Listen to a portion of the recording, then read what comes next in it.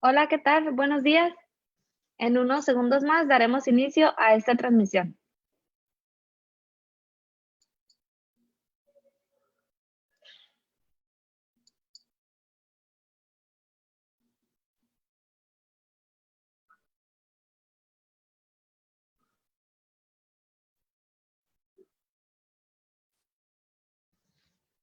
Perfecto.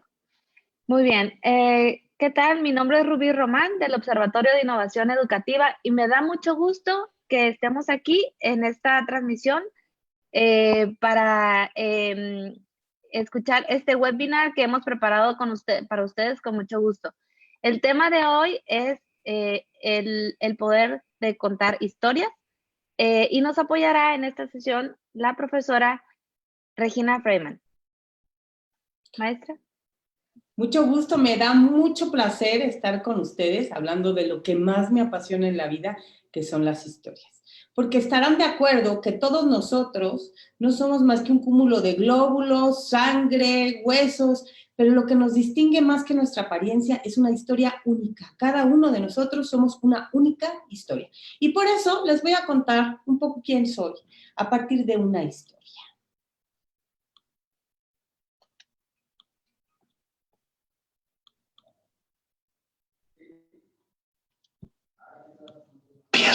Regina Freeman es adicta a las historias. Comenzó a leer oyendo los cuentos y anécdotas de los abuelos. El gato que era de trapo, que se repetía al derecho y al revés. Emprendió travesías por el país de las hadas y acompañó al Dr. Watson en su recorrido por el crimen, mientras que su admirado Holmes resolvía para nosotros el enigma. Estudió letras en la UNAM, se especializó en cuentos de la Ibero. Lo es feliz, trabajando hace más de 10 años para el TEC. ¿Están de acuerdo que si yo les hubiera presentado un currículum, sería menos memorable y seríamos menos empáticos a entender la información totalmente, digamos, cruda, esquemática? Lo que nos hace comprender al otro es la capacidad de entender su historia. Y por eso el storytelling es el poder de contar historias. Quiero comenzar con un mito. ¿Cómo empezó todo? Si ustedes se remontan en la historia, los hombres nos contábamos todo a través de historias, porque no teníamos una ciencia para verificar las cosas, ¿no? Entonces, este planeta maravilloso en el que habitamos comenzó siendo una mujer para los griegos, Gea que flotaba en la inmensidad de la nada negra, hasta que un día Eros, el amor, empezó a rodearla y a volar sobre ella. Al volar sobre ella, ella empezó a sentirse enamorada, inspiró y suspiró. Al suspirar, creó el cielo, este Urano, este gran ser que es el cielo. Y de ahí comenzó la vida. Así nos lo cuentan los griegos. Pero ¿cómo lo contaríamos hoy? Voy a hacer un pequeño relato que nos permite ver que no hay absolutamente una materia de la vida de los hombres que no sea narrada a partir de una historia. Hace mucho tiempo, cuando los gatos llevaban zapatos, los pollos tenían dientes, en tiempos de María Castaña, antes de que inventaran la rueda y en tiempos de gigantes, se suscitó una gran explosión que llamamos Big Bang. A partir de ella, materia, energía, espacio y tiempo tuvieron su origen. A esa gran historia la llamamos física. Por muchos días, materia y energía se sintieron pero muy atraídos y se abrazaron en complejas estructuras que llamamos átomos. Con el tiempo, con el trato, se combinaron en familias mucho más grandes y complejas que llamamos moléculas. A esta interacción es un relato que hemos dado por llamar química. De esta apasionante relación, un planeta azul que llamamos Tierra, en él moléculas no pararon de relacionarse, integrando estructuras particularmente grandes e intrincadas que llamamos organismos. A estos organismos y a su historia le llamamos biología. Los organismos se fueron sintiendo afines y se congregaron en géneros, especies y familias.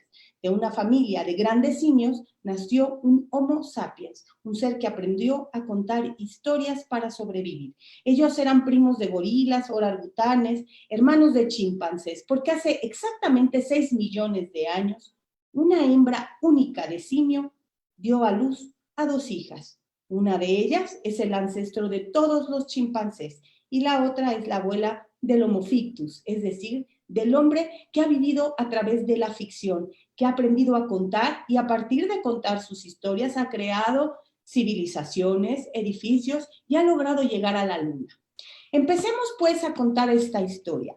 Nuestra primera diapositiva nos muestra en una técnica narrativa que sería el Lego, porque ustedes saben que armar Legos nos lleva siempre a contar historias. Tenemos el cuadro de la Mona Lisa. ¿Y por qué la Mona Lisa? Porque tendríamos que pensar qué le da valor a las obras de arte.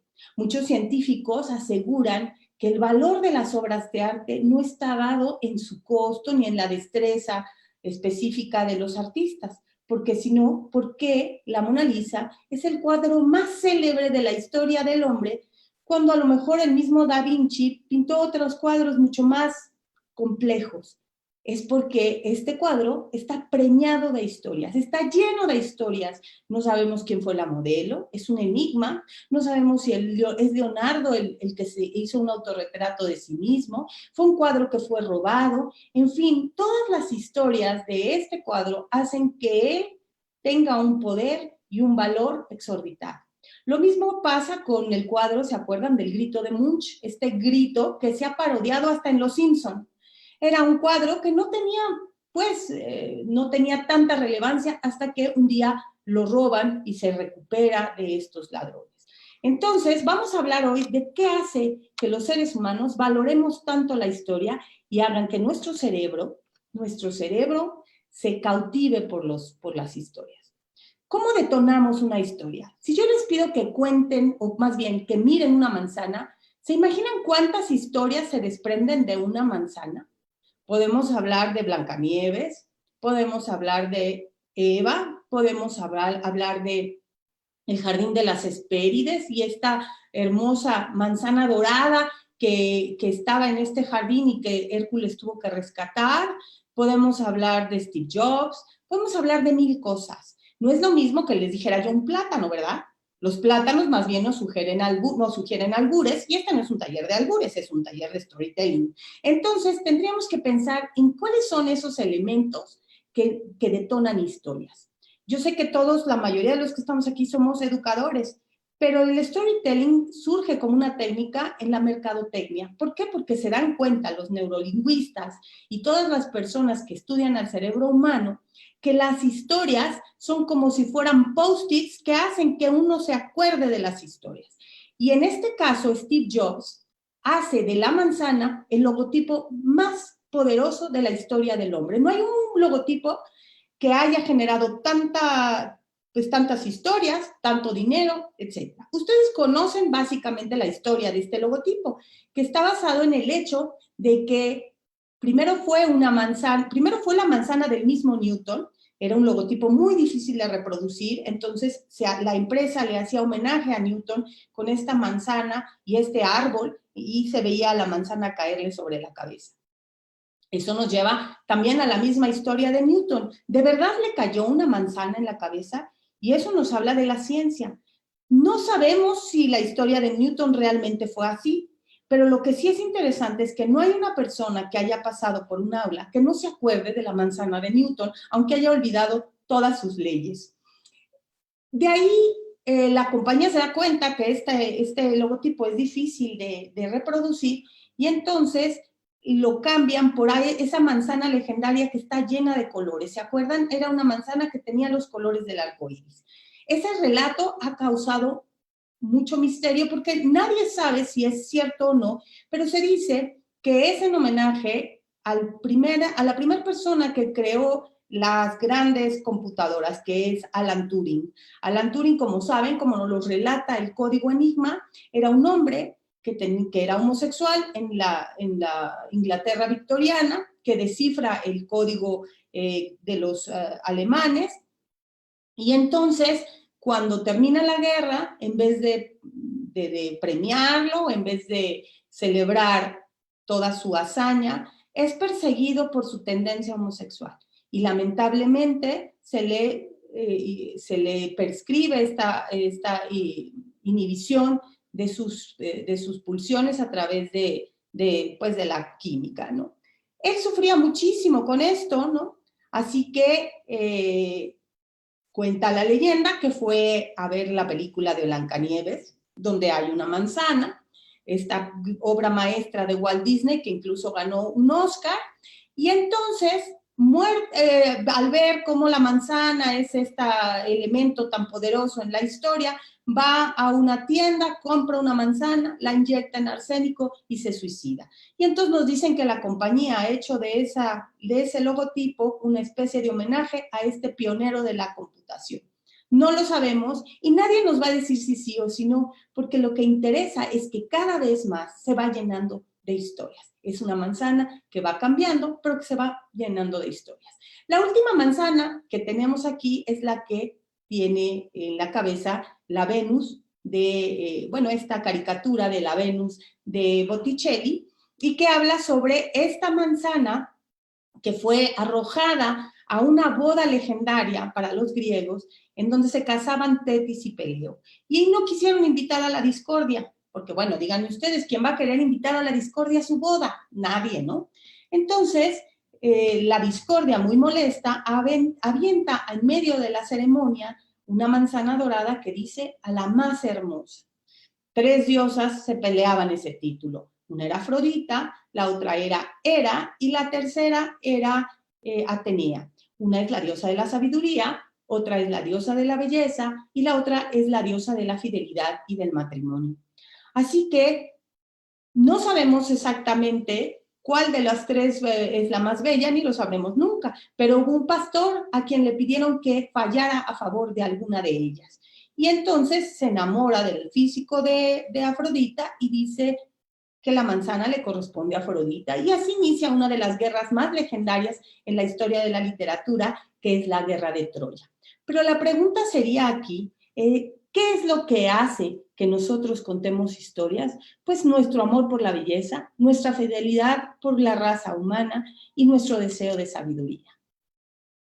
Nuestro cerebro es un cerebro narrativo. ¿Por qué decimos que es un cerebro narrativo? Porque nosotros contamos o almacenamos la información en historias, no la almacenamos en datos. Nadie de nosotros guarda cosas en datos, no decimos, a ver, mi pareja es RH negativo, tiene 46 años, no. Ciframos la historia de amor, la historia de nuestros hijos, todas estas cosas las ciframos a partir de la historia que somos. Y piensen ustedes que están en la cola de un súper y delante de ustedes está una persona con unos pantalones de cuadros y no traen un celular para distraerse. Inmediatamente el cerebro va a empezar a hacer especulaciones e inventarle una historia a esta persona. Y esa historia puede ser de diversas maneras, ¿no? Pobrecito, qué pantalón tan feo, a lo mejor trabaja de payaso en un circo, su mujer no lo quiere, le puso el peor pantalón del mundo, y así todos nosotros contamos y nos contamos a nosotros mismos en una historia. El cerebro es un mecanismo que lo que hace es crear patrones. Nosotros hacemos patrones de todo. Piensen si no, esta capacidad que tenemos para encontrar en las gotas de lluvia una silueta, en un hot cake una forma. El cerebro no le gusta la incongruencia y lo que hace es encontrar formas. Este cerebro que tenemos y que funciona en patrones, lo que le gusta hacer es acomodar todo para que tenga sentido. Por eso las historias son tan importantes, porque pensamos en historias. Si, digamos, nosotros hoy nos encontramos en la calle caminando y llega un agresor y nos hace daño, lo primero que vamos a hacer es buscar la historia más parecida al suceso para implantarla y reaccionar en consecuencia. Es por eso que contar historias es la forma en la que aprendemos. Y si no, recuerden cómo nos hicieron comer espinacas, ¿no? Diciéndonos que al tío Alfonso se le habían hecho los ojos verdes por comer espinacas, o que se volvía uno como Popeye por comer espinacas. Así, los seres humanos nos hemos ido contando historias con la idea de que a partir de ellas cambiamos nuestra conducta. Las leyes mismas, aseguran muchos filósofos, surgieron de una historia que sirvió de pretexto para emitir entonces una ley. Es decir, hubo un secuestro, hubo un siniestro, mataron a alguien y esa historia empezó a rondar las cabezas del pueblo Y a partir de eso, los juristas o las personas encargadas de la ley en ese momento empezaron a promulgar leyes a partir de las historias que habían suscitado un caso que era malo o reprobatorio. Cuando yo trabajo storytelling en el aula, se puede trabajar de dos formas, pensémoslo así. Cuento yo como profesora, pero cuentan ellos como alumnos y a veces contamos todos. Generalmente elaboro un cuaderno de trabajo, como este, en donde les pido que construyan un personaje. No importa el tema puede ser histórico, puede ser científico. Después les digo que cuál es la cualidad que distingue a ese personaje, cuál es el conflicto al que se va a enfrentar o cuál es su mayor talento, cuál es la frase que le da aliento, qué le apasiona, y empezamos así a contar. Pensemos, por favor, ahorita en otra historia y empecemos juntos a contar una historia mientras nos escuchamos y nos miramos. Imaginen ustedes que en la cocina, y esto es un mito griego muy antiguo, en la cocina del Olimpo, ahí donde viven los dioses, hay 3 mujeres muy ancianas. Una se llama Cloto, otra Láquesis y otra Atropos. Las 3 mujeres son muy viejas, y lo que hacen es hilar en una gran rueca. La primera de ellas hila un hilo y al hacerlo, un ser humano nace. La segunda toma ese hilo y lo mide por los años que ha de vivir. Y la última corta ese hilo cuando esa persona debe morir. Dice la leyenda que cuando cada uno de nosotros nació, fue dicha una palabra que le da sentido a nuestra existencia y que nos da motivación para levantarnos todos los días. Por favor, hagan un ejercicio mental y piensen, ¿cuál fue aquella palabra que les da la dicha? Porque justamente este mito da origen a la palabra dicha, es decir, esta felicidad que fue dicha por estas 3 mujeres el día en que nacimos. Entonces, alguna vez me preguntaron cuál era la mía, y la mía me la dijo un día mi hija Mariana cuando fui a recogerla. Lamentablemente su padre y yo estábamos a punto de divorciarnos y me dijo, madre, algo te pasa. Bueno, no me dijo madre, porque los niños de esa edad no dicen madre. Y me dijo, mamá, algo te pasa. Y le dije, ¿cómo sabes, hija? ¿Por qué? Porque tú siempre eres alegre.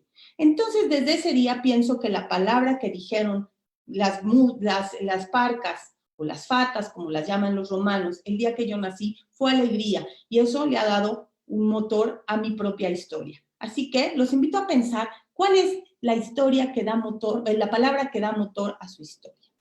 Hablemos de un procedimiento para contar historias y también de una aplicación que fue desarrollada por un científico justamente cuando le dijeron que las ciencias no pueden ser contadas en historias. Este hombre que, perdón, ahorita no recuerdo su nombre, lo buscamos en un momento más, pero no quisiera distraerme en eso. Él es científico y además es cineasta. Y desarrolló una aplicación que se llama Storymaker y que es gratuita y la pueden bajar en sus tiendas de aplicaciones. Y él nos dice que a partir de esta emoción o palabra que yo les estoy incitando a que piensen, uno después busca una frase. Esa frase se convierte en un párrafo y así sucesivamente vamos contando la historia. Esta aplicación nos ayuda a buscar una palabra, luego el párrafo, luego la frase y luego el párrafo y poco a poco va haciendo crecer la historia. Ahorita hablaremos de los elementos que nos llevan a contar una historia, pero es importante pensar que casi todo lo que tiene que ver con storytelling se puede desprender de una triada o de la idea triangular que ya mencionaba Aristóteles en su retórica y que tiene que ver con un principio, un nudo o clímax y un desenlace. Cuando hablamos de la ciencia, no es muy diferente. La situación es la misma. Hablamos de tesis, antítesis y síntesis. Esta triada es la que hace avanzar la narración.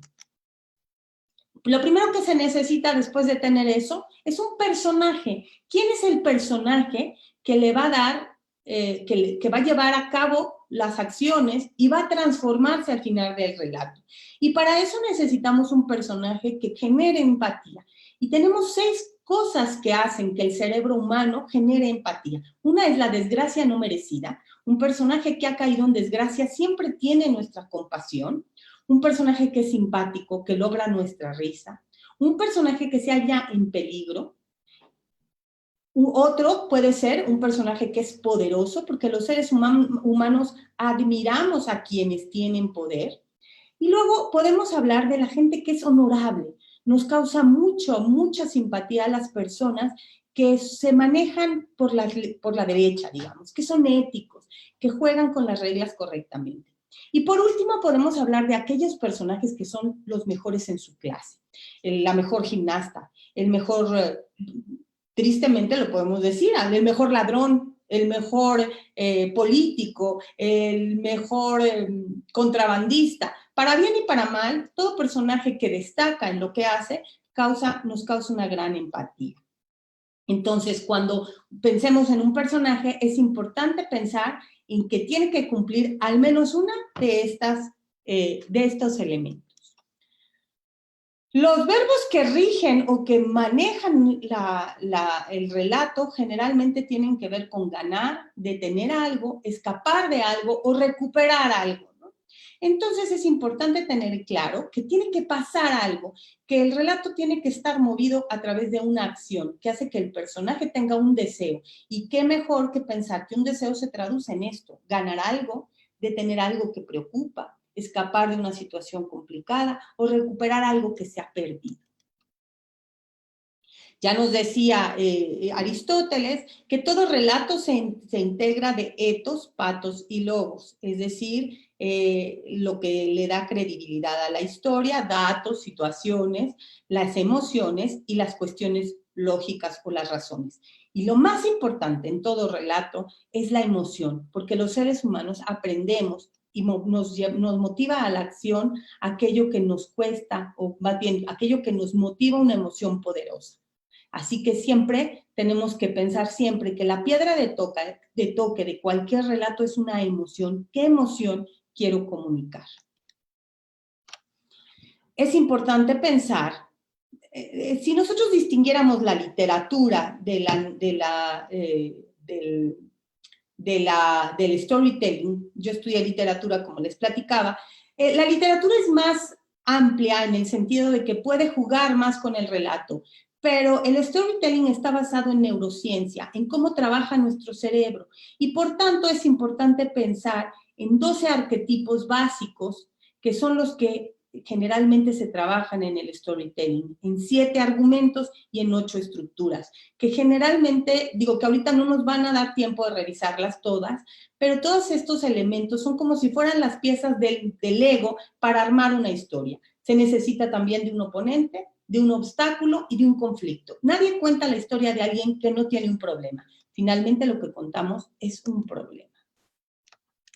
Bueno, los 12 arquetipos, los digo rápido, son el bufón, es decir, el personaje que nos hace reír, el sabio, el héroe. Desde luego todos los personajes siempre son el héroe de nuestra historia, pero este es el que se funciona como héroe, que tiene que vencer o lograr una gran batalla. Tenemos al chico común o el chico de al lado, un chico como cualquiera. Tenemos al líder y, bueno, básicamente aquí son estos elementos.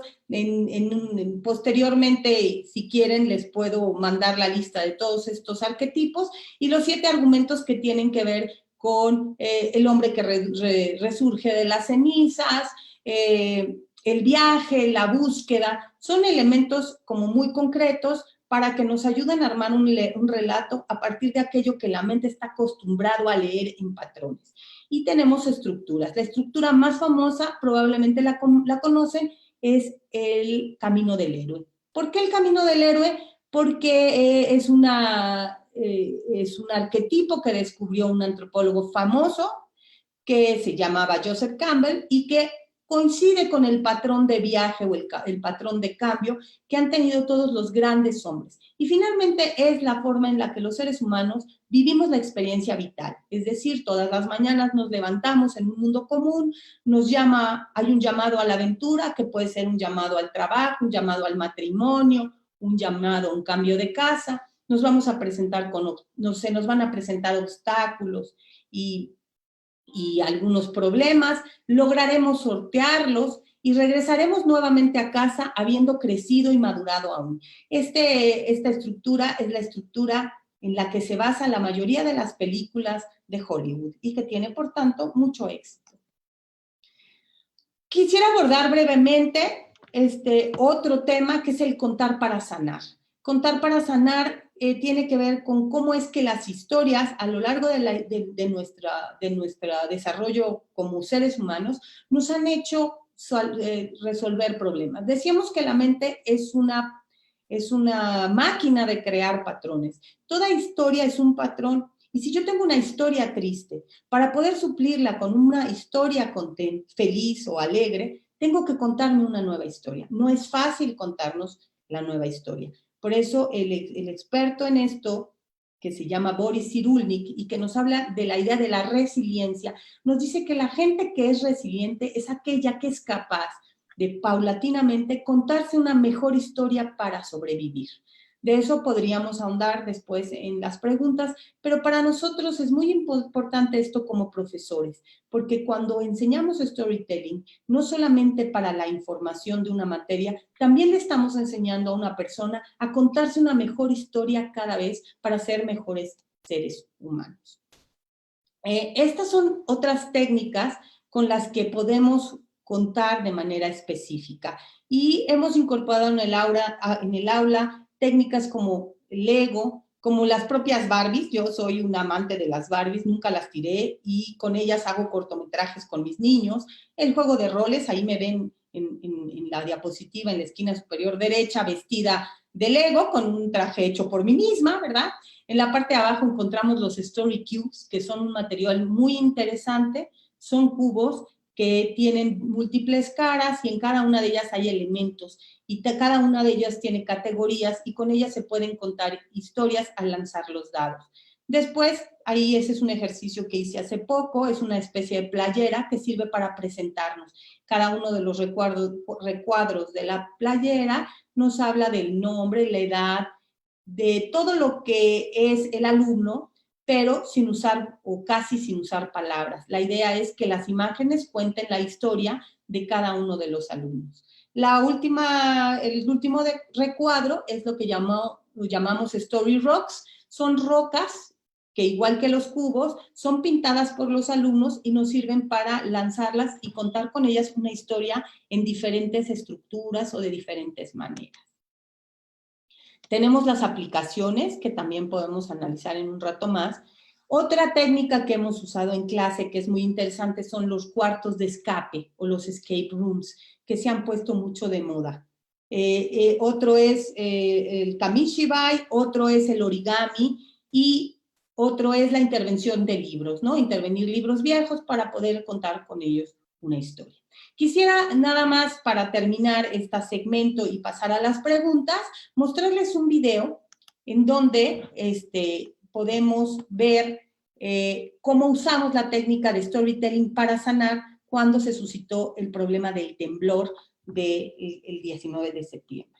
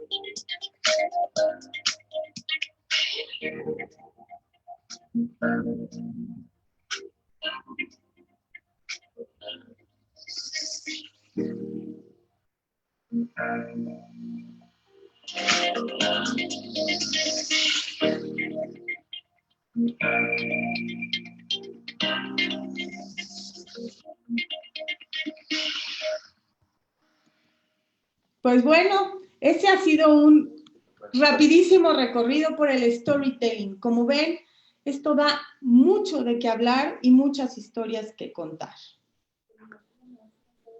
Excelente.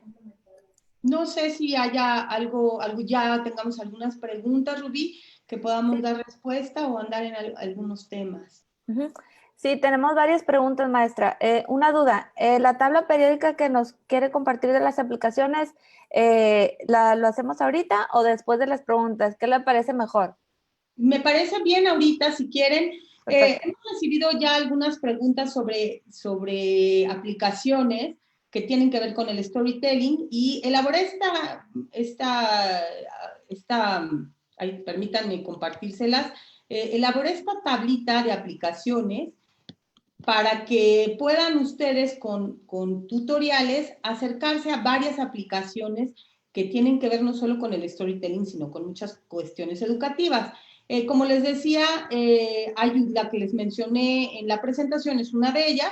Otra es el Telagami, que es una aplicación que nos ayuda a hacer avatares y videos. Otra interesante es la del cómic, la de los cómics, ¿no? Otra más es esta misma que estoy usando, que se llama ThingLink.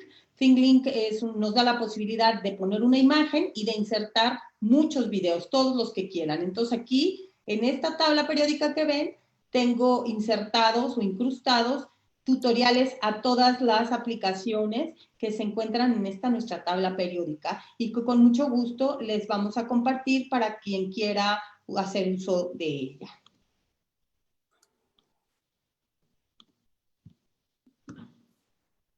Listo. Perfecto. Bueno, la primera pregunta, Guillermo Salazar de Nicaragua, pregunta, ¿cómo aplicar storytelling a proyectos de investigación, desarrollo e innovación? Bueno, como les decía, el asunto es solamente pensar el cómo, ¿no? Entonces, conocemos una técnica que es muy interesante y que de la que después seguramente en EduTrends ustedes pueden encontrar más datos, que es el design thinking. Entonces, a través de el diseño, ¿no? De estas sesiones de diseño colectivo, podemos desarrollar ideas y finalmente eso nos va a llevar a contar una historia. Esa historia es lo que llamamos un pitch o un pitch de ventas que se puede presentar en estas simulaciones como tipo Shark Tank. Entonces, hacer todo un, digamos, recorrido entre la ideación de un producto, después hacer la innovación y luego contar esta historia de cómo se puede usar, cómo se puede implementar y presentarla en un auditorio, es una forma del storytelling. Ana de Bolivia pregunta, ¿nos podría recomendar algunos cuentos para terapias infantiles? Yo les platicaba que es muy interesante leer todo aquello que ha escrito Boris Cyrulnik, que tiene, por ejemplo, un libro que se llama Los patitos feos, y que habla de cómo los cuentos sirven para sanar. Entonces habla justo del patito feo y nos cuenta la historia de Hans Christian Andersen y cómo este hombre logró ser un niño resiliente a partir de todos los cuentos que él escribía. Por contraposición nos cuenta la historia de Marilyn Monroe y cómo esta mujer, que también quedó huérfana muy joven, no logró salir adelante y pues terriblemente se suicida. Entonces, los cuentos para la terapia infantil son muy importantes, puesto que así es como nos enseñan muchas veces nuestros cuidadores, nuestras madres, nuestros parientes, etcétera. Entonces, otro que ha escrito muchos cuentos en ese sentido es este psicólogo Bucay. Wilder Fabio de Perú nos pregunta, ¿qué competencias requiere un docente para desarrollar actividades de storytelling en el aula? Pues la verdad es que yo les diría, como lo acabamos de mencionar, que venimos ya precargados para ser contadores de historias. Entonces, lo que necesitamos es más que todo desarrollar esta cualidad performativa para hacerlo en público. Entonces, tenemos que hablar de entonación, de la seguridad. Hay que perder sobre todo el sentido del ridículo, ¿no? Al final, a nadie le importa mucho si lo hicimos bien, mal o regular. sino que los entretengamos, y al hacerlo y al practicarlo poco a poco mejoraremos la técnica. Hay que usar la dramatización. Desde luego la planeación es básica, porque uno cree que pararse a improvisar es muy fácil, pero mientras no lo hayas hecho ya muchas veces es complicado, ¿no? Y tener en cuenta quién es tu escucha o quién es tu auditorio, porque ellos son los verdaderos protagonistas de todo esto. Para que haya una verdadera sincronía entre quien escucha y habla, hay que conocerse. Tenemos una pregunta muy interesante que nos llegó en el formulario. No viene nombre, pero dice así: ¿cómo aplicar storytelling para niños con discapacidad? Esto es fascinante. Le comentaba a Rubí hace un momento que justo este semestre en clases tuve a una niña invidente. Entonces ha sido muy interesante aprender a pensar como ella. Entonces, por ejemplo, implementamos en clase una técnica que fue un experimento que fue muy grato tanto para ella como para los contadores que fueron sus compañeros. Fuimos a un museo, y en ese museo de arte moderno cada quien adoptó un cuadro y su misión era contarle a Grace ese cuadro. Grace es el nombre de esta chica. Entonces ellos tenían que contar el cuadro a través de los otros medios que no eran la vista. Ella no ve desde que nació, entonces, ¿cómo decirle el color o la forma? ¿Cómo darse a entender con ellas? Las técnicas fueron diversas. Hubo desde quien recreó el cuadro con texturas, hasta quien lo hizo olfativo y llevó en frasquitos elementos que olieran a los colores o a las figuras retratadas. Por ejemplo, un bosque, llevaron en frasquitos tierra con olor a tierra mojada, o llegaron hierbas, etcétera. Y hubo quien lo hizo, le dio a los colores notas musicales. Entonces fue bien interesante que crearon historias a partir de otros sentidos para hacerle a ella mirar con el alma aquello que ellos valoraron en esos cuadros. Esa fue una técnica que la verdad nos fue muy grata. En el museo nos hicieron favor, que fue también un interesante experimento, de poner cubierta una escultura, de manera que nuestros alumnos, sin ver, tenían que describirla con solo tocarla. Esa es una técnica, digamos.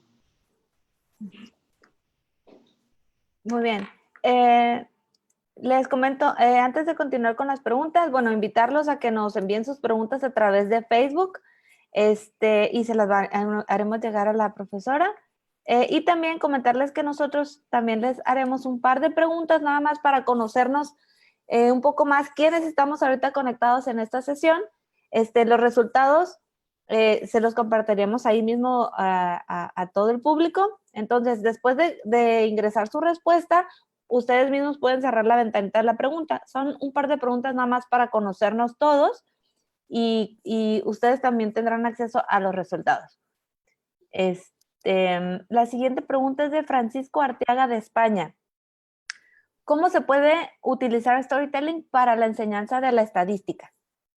Como dijimos, las historias están integradas por regularidades, es decir, siempre tenemos un protagonista, siempre tenemos una oposición, etc. Entonces, la estadística puede convertirse en una historia a partir de aquellos sucesos que dan estas regularidades. Por ejemplo, sería interesante echar un vistazo a todo aquello que habla del storytelling con Big Data, es decir, cómo hacemos que todos los datos se condensen para dar una historia significativa, ¿no? Si yo hablo de países con enfermedades, yo puedo contar esto en una historia, cómo es que la enfermedad se fue transformando, cómo es que se fue incrementando en la población, etcétera.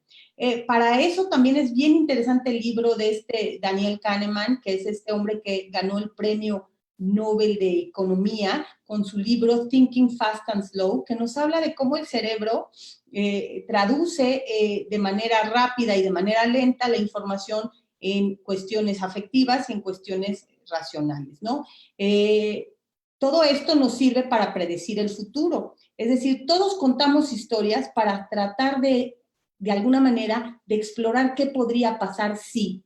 Entonces, la estadística es una forma de predicción también. Perfecto. Magali de México. ¿Dónde puedo encontrar información sobre trabajos en donde se haya aplicado storytelling, sobre todo en educación básica? Pues hay millones, la verdad es que esa ha sido una técnica que ha proliferado, pero en concreto le recomiendo la página de Scholastic Teachers. En ella va a encontrar no solo tips, sino herramientas, cuentos y muchas cosas que pueden ayudarle para su clase. María de Argentina, ¿cómo puedo implementar actividades de storytelling en el aula con los niños? Como les decía, hay 1000 modos de contar. Podemos usar las Story Stones, que son estas piedritas, los podemos llevar a un lugar a que recolecten sus piedras, luego las pinten y cuenten con ella una historia. Podemos usar títeres, podemos usar el juego de roles, podemos usar el teatro de sombras, ¿no? Hay muchas actividades manuales. Es muy importante para el niño contar con las manos. Por eso hablábamos de técnicas como Lego o de técnicas donde el niño hace con sus manos algo y con ello cuenta, como el storigami. El storigami es una técnica que está basada en hacer origami, pero luego contar con esa figurita que hacemos una historia, ¿no? Podemos hacer una ranita y el niño cuenta la historia de la ranita, ¿no? Otra es, como les decía, los dados estos, los story cubes, que se lanzan y que sirven como para que todos contemos en común. Podemos contar de forma individual, pero también se le puede dar un dado a cada uno de los niños, no importa de la edad que sean, y todos a partir de la figura podemos hilar una historia en conjunto. Perfecto. Marilú Guerrero, de Perú. ¿Cómo conectas al público adulto desde el inicio del cuento? Como dije, yo creo que la clave es conoce a tu audiencia. ¿A quién le voy a hablar? ¿No? Yo cuento una historia de que hace muchos años me invitaron a dar una conferencia. Hace muchos años escribo una columna sobre crítica de series de televisión y me dijeron que mi auditorio iban a ser adultos y al llegar eran puros niños de primaria. Entonces, al no conocer mi audiencia, tuve que cambiar la estrategia y fue muy complicado. Uno tiene que saber a quién se va a dirigir y qué tipo de historias son las que hacen latir su corazón, ¿no? En la medida en que conozcamos mejor a la audiencia, podemos preparar mejor una historia. Y siempre iniciar con un gancho, ¿no? Con una frase que desde el principio haga que la mente se encuentre con una sorpresa y nos cautive en el relato. Como vieron, por dar un ejemplo simple, como vieron en mi presentación, yo pongo Regina Freeman es adicta. Se hace una pausa a las historias, ¿no? Necesitamos buscar la forma de que el cerebro se levante de su letargo y nos haga caso. Patricia de Argentina, ¿qué actividades puedo hacer después de las historias? Como decía, las actividades manuales son muy interesantes. ¿Por qué? Porque lo que hacen es hacer como multiplicar los impactos sensoriales. Entonces, podría, después de contar la historia, hacer una actividad manual que fije en la memoria el suceso, ¿no? Una especie de tótem del recuerdo, en donde la historia se traduce en un dibujo, en un objeto, en una escultura. Ese es uno. Después, otra cosa que podemos hacer es un ritual que cierre la historia, ¿no? Cuando yo hago estos talleres, los he dado en otras escuelas, Pedro, que espero que esté con nosotros, Pedro, que es un encantador maestro que conozco desde hace mucho, Pedro Nájera, lo que hacemos es, al final les cuento la historia de un gran árbol que es un manzano, y les cuento cómo dentro de la manzana hay una estrella de 5 picos, que es la estrella que nos hace a todos grandes contadores, y cada uno coge su trozo de manzana y la comemos juntos. Entonces, los rituales y las actividades manuales hacen que otros sentidos fijen la historia que acabamos de contar.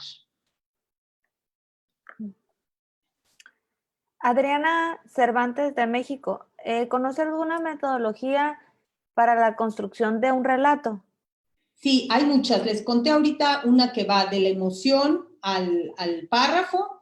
Podemos hablar también del método de Pixar, que es la forma en la que se presentan los guiones de Pixar que comienzan con había una vez, todos los días, hasta que un día, ¿qué es? Había una vez, todos los días, hasta que un día, hasta que finalmente. Me parece que esos son los elementos, se puede buscar en internet y es el Pixar Pitch o el pitch de Pixar y es la forma en la que se sintetizan absolutamente todas las historias de Pixar. Y es muy eficiente porque en 5 actos está planteando lo que le pasa a un personaje, como sale de su zona de confort, se encuentra con un obstáculo que lo tiene que resolver, lo tiene que sortear, le gana la batalla al enemigo y regresa a casa triunfante. Sí, Lara Alcauter de México pregunta, ¿cuál es la aplicación más utilizada o más indicada para storytelling? Pues la más utilizada y la más indicada es la voz humana y la presencia, el calor de la mirada. Está comprobado, en Stanford me parece, se han hecho estudios con la mente de los contadores de historias y la audiencia que los escucha. En el momento en que estamos juntos, nos miramos a los ojos, dramatizamos una historia, el cerebro de la gente que escucha y del contador se sincronizan y podemos ver la historia en nuestra cabeza, ¿no? Y eso hace que incluso hasta muchos de nuestros signos vitales tomen un ritmo parecido, ¿no? La presencia humana es muy poderosa. Sin embargo, claro que hay muchas otras aplicaciones como las que ya platicamos, como el Storymaker, el ThemeLink, el mismo Canva para hacer con ello diapositivas en imágenes muy bonitas. Tenemos el VideoScribe, que es, por ejemplo, este software con el que hice mi presentación inicial, que es una manita que va dibujando lo que la voz va narrando. Tenemos también el Storybird, que es una plataforma muy linda que tiene imágenes de varios ilustradores y uno los puede tomar prestados para hacer con ello un libro de cuentos. Yuri de Perú, ¿cómo utilizar o contar historias para la clase de educación física? Las historias contadas con todo el cuerpo son maravillosas. Se pueden hacer desde búsquedas, rallies y ejercitamos el cuerpo al mismo tiempo que contamos una historia, ¿no? Esto es como si fuera una cuestión performativa, ¿no? A lo mejor necesito que corran, pero voy poniendo bases en cada parte del camino para que se vaya contando una historia. Entonces les digo a todos mis alumnos quizá que ellos son los guerreros de que tienen que ir a salvar una princesa, en la estación 1 pongo el primer obstáculo y finalmente toda la carrera se puede convertir en una historia. Lo mismo también se pueden hacer gestas olímpicas, por ejemplo, se puede tomar prestado todos los mitos de Grecia, soy muy amante de los mitos griegos y romanos, y se pueden tomar en cuenta todas estas historias que hicieron posible el juego de las Olimpiadas, ¿no? Y contárselos y con esto entusiasmarlos para hacer el deporte.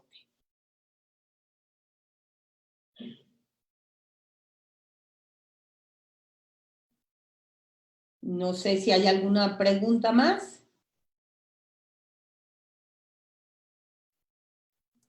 Sí, maestra, la siguiente pregunta es Mercedes de Uruguay. ¿Con qué recursos debemos contar para trabajar con esta dinámica en el aula? Desde luego con la voz, desde la voz humana hasta con un celular. Las manos, el cuerpo. Recuerden que contamos con todo, contamos con nuestras señas, ¿no? Podemos incluso hacer estos juegos de dígalo con mímica y qué tan aptos somos para contar una historia sin usar la voz, ¿no? Recuerden que podemos jugar hasta con una caja vacía y hacer con ella la protagonista de la historia. En el aula no tenemos que contar más que con una gran herramienta, que es la imaginación, el sentido del amor por las historias y perder el sentido del ridículo. Como les digo, a ser lo suficientemente aventureros como para intentar nuevas estrategias. Ok, siguiente pregunta. Andrea de Argentina, ¿qué tipo de actividades puedo implementar para que los niños se animen a narrar historias? Para que un niño cuente cualquier cosa, se necesita sentir en un ambiente seguro y de confianza. No podemos presionar. Podemos iniciar nosotros la historia y decirle, a ver, ahora te toca a ti, sigue la historia. Cuando un niño empieza a contar, los demás se contagian y la narración fluye, pero no podemos presionarlos. Y sobre todo, tenemos que hacerlos sentir que se trata de un juego. Es un juego que todos estamos jugando.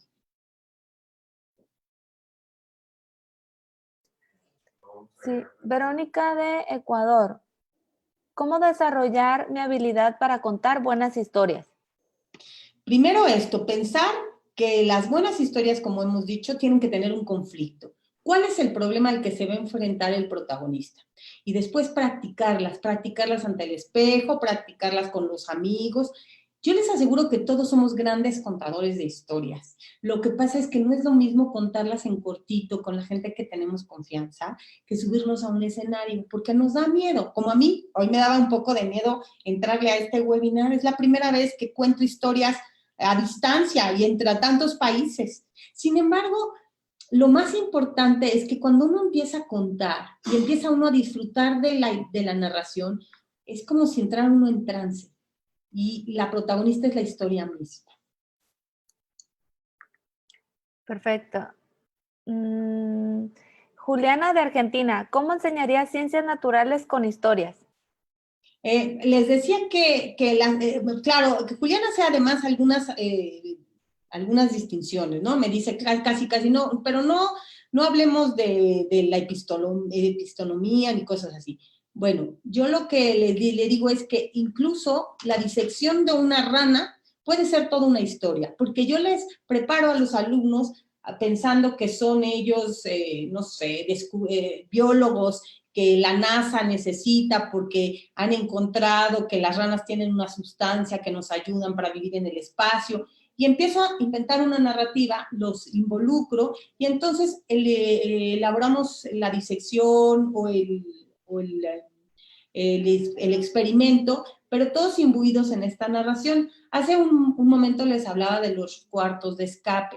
Los cuartos de escape son muy interesantes porque uno puede hacer que el aula se disfrace de aquello de lo que vamos a hablar y en base de pistas los alumnos van buscando la manera de salir de ese recinto cerrado porque tienen que buscar pistas que les ayuden a abrir la puerta y cada una de las pistas puede ser información valiosa para complementar la información o el tema que estamos dando en clase. Entonces, en la medida que el alumno va avanzando, va ganando pistas, la información se va construyendo y recordemos que todos aprendemos más al hacer que al escuchar. Y entonces puedo yo pensar en las eras paleolíticas, puedo yo pensar en, no sé, acuérdense de aquella vieja historia de, ¿qué se llamaba? Ay, ya no me acuerdo, perdón la mala memoria, pero este viaje a través de todo el cuerpo humano con un hombre que se hace pequeñito y se mete dentro del cuerpo. Entonces, insisto que cualquier materia es susceptible de ser convertida en una historia. Pedro Nájera García comenta, sabiendo el magistral trabajo que has hecho en muchos ámbitos, ¿qué recomendaciones tienes para incorporar storytelling en áreas de ingeniería y ciencias? Bueno, como decía, saludo a mi querido y también muy admirado Pedro Nájera, y le digo que hay muchas formas, igual, podemos hablar desde cuartos de escapes hasta lo que llamamos blogumentaries, es decir, pueden ser documentales que hablen de procesos, que hablen de experiencias, de proyectos, a través de un blog en donde combino video con texto, con recursos, con estadísticas. Entonces ese blog se vuelve en un gran documental del tema que estemos tratando. Y combino todas estas técnicas, desde el video hasta la pura escritura, incluso hasta la voz, ¿no? Porque puedo hacer de este blog documentary también ¿cómo se llaman estos? Ya no se llaman programas de radio, pero puedo hacer esta combinación de voces y hacerlo en audio, video, escritura, etcétera. Y todo el blog en sí es una gran historia.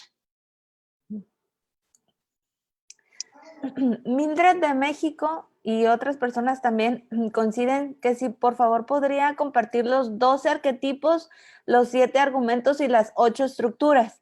Claro que sí. En ese momento, perdonen ustedes, pero francamente eran demasiadas, ¿cómo se llama? Era la presión del tiempo la que me impedía recordarlo. Pero puede hacerlo aquí o lo podemos integrar en su presentación y compartimos la presentación que ya tienen ahorita los... si quieren, yo creo que incluso es mejor, porque no quisiera en este momento, por querer recordarlo, hacerme lenta y demás. Lo podemos escribir en la presentación, todos estos elementos de los 7 arquetipos, los 12 arquetipos, los 7 argumentos y las estructuras, para que ellos vayan aprendiendo a conformar sus historias, ¿no?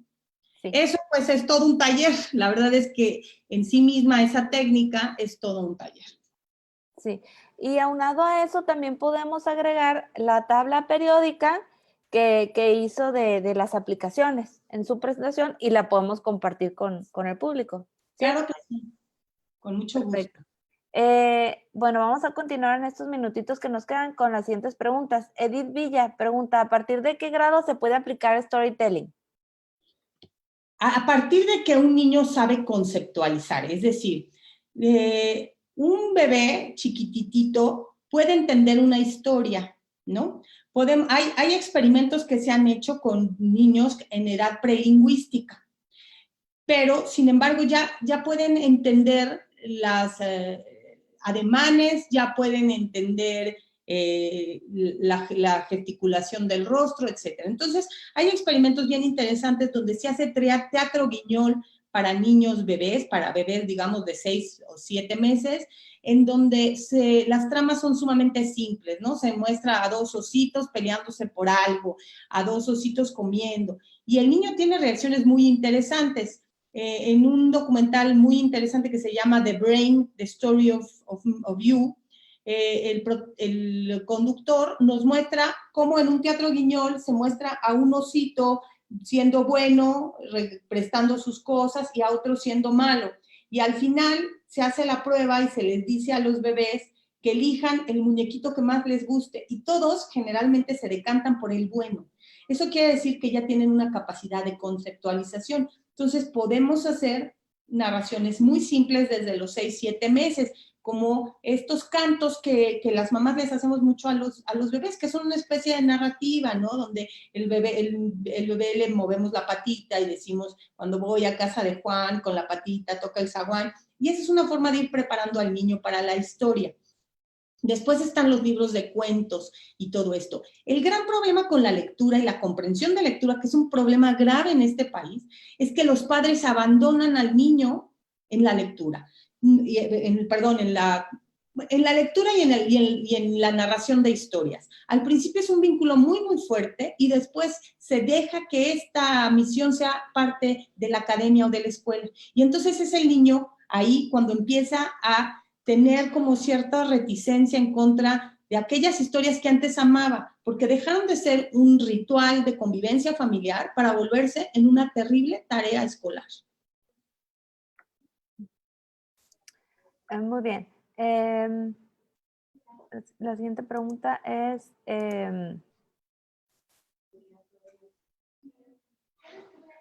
Javier Natanael Alvarado de Ecuador, ¿tiene experiencia en el uso de storytelling para la promoción de los derechos humanos? Pues yo, es decir, de manera particular no lo he trabajado en específico, pero puedo suponer que es muy eficiente, porque los derechos humanos se tratan de hacer valer una conducta que ha sido mancillada por una autoridad o por un igual a una persona. Entonces, eso en sí mismo es una historia. Cada vez que a una persona se le resta su libertad para actuar, para hacer o para ser respetado, ahí tenemos el germen de cualquier historia. Así que los derechos humanos son perfectas historias en sí mismas. Es más, si me presionan un poco más, todos los sentimientos son una narración. Porque nada más piense en una historia como la del odio. El odio tiene que tener un protagonista, tiene que tener un destinatario y una causa. Entonces, toda emoción es en sí misma, o todo sentimiento, como el amor, el odio, la justicia, son en sí mismas fuentes de narrativa. Okay. Yara Almanza pregunta, ¿hay elementos específicos de las historias para que se considere storytelling o qué lo diferencia con la ciencia ficción? No, la ciencia ficción es un género que tiene su codificación en esto.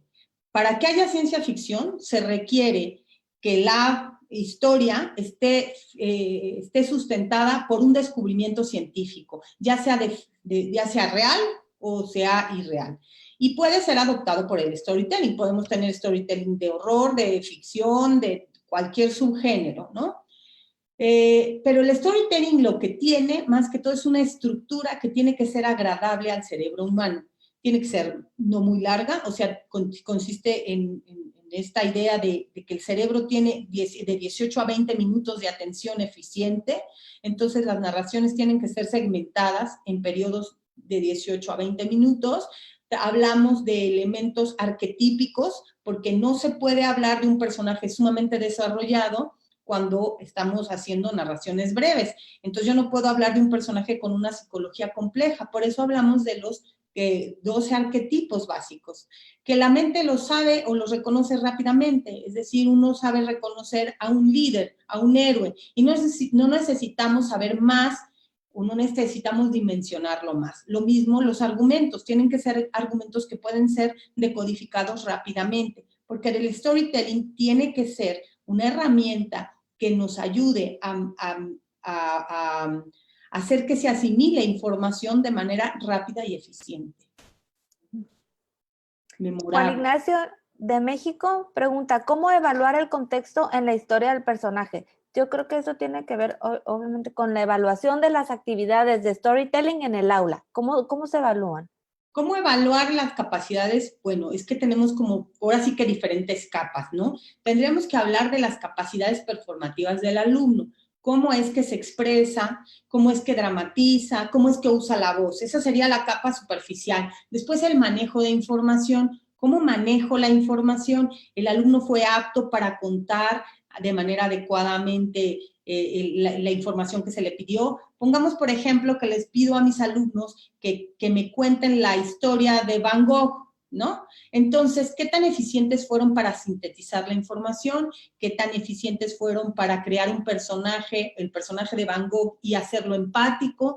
¿Cómo lograron interesar o usar el suspenso para que la historia fuera divertida o entretenida? Entonces nos vamos de lo oral y lo performativo al contenido de la historia y finalmente a la entrega. Y la entrega tiene que ver con los medios utilizados, si es de manera oral, si es de manera escrita, si se van a usar, ¿cómo se llama?, apoyos visuales, etcétera. Entonces tendríamos que evaluar, establecer una rúbrica que contemple todos los elementos y desde luego el elemento contextual. ¿Cuál es el contexto? ¿Para qué lo queremos? ¿Cuál era el objetivo? Y si se cumplió.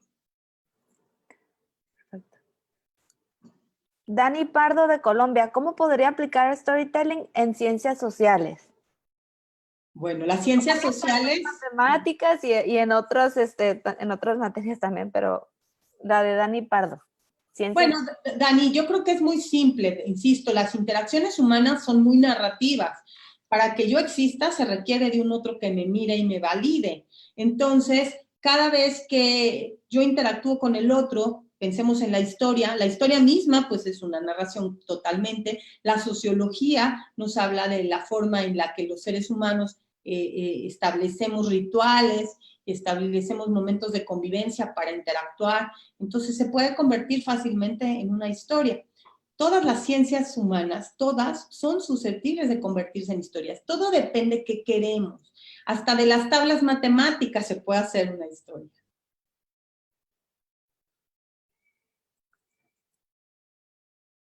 Ok. Bueno, yo creo que ya nos extendimos, de hecho, nos pasamos un poco del tiempo, pero la verdad es que son muchas preguntas. pues la verdad tenemos que cerrar este webinar, pero antes de eso queremos darle las gracias, maestra, por compartir todos sus conocimientos, todas las sugerencias, los tips que nos ha dado en esta sesión. Muchas gracias. No, de nada, estoy a sus órdenes. Para mí contar es como una misión en la vida, contar buenas historias.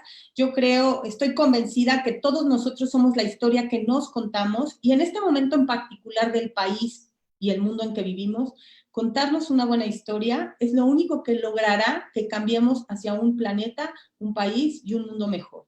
Cuentan conmigo, yo cuento con ustedes y si tienen alguna duda, aquí estoy a través del observatorio, pueden pedir mi correo y con mucho gusto podré asistir.